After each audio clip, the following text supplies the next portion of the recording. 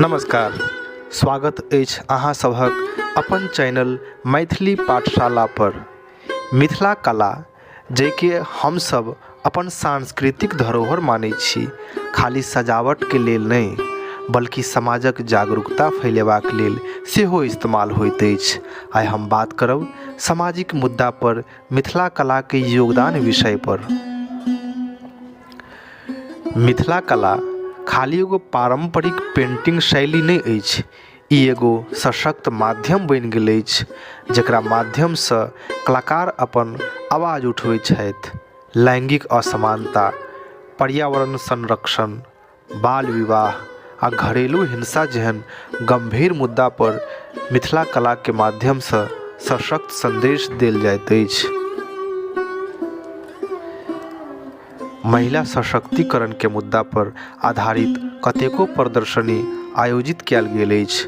एहि पेंटिंग में महिला सभक संघर्ष, शक्ति आ आत्मनिर्भरता के चित्रण कयल गेल अछि।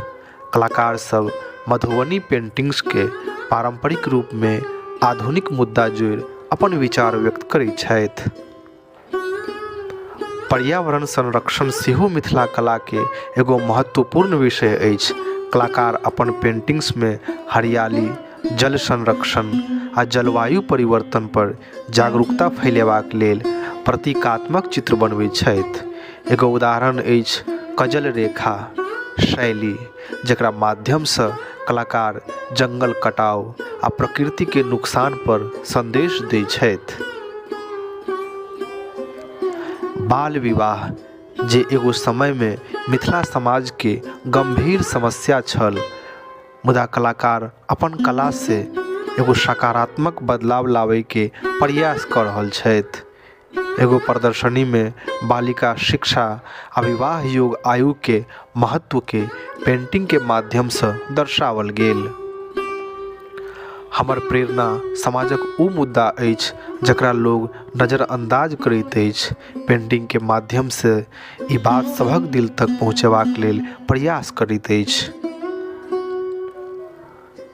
मिथिला कला खाली देश में नहीं बल्कि विदेशों में सेहो अपन छाप छोड़ने अछि।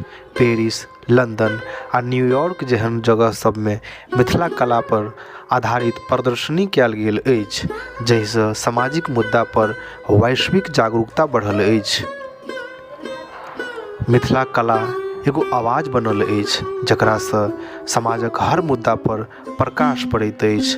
अहाँ सभक मिथिला कला पर की विचार अछि आ अहाँ के हिसाब से केहन मुद्दा पर कलाकार सबके ध्यान देबाक चाही, कमेंट्स में जरूर लिखू।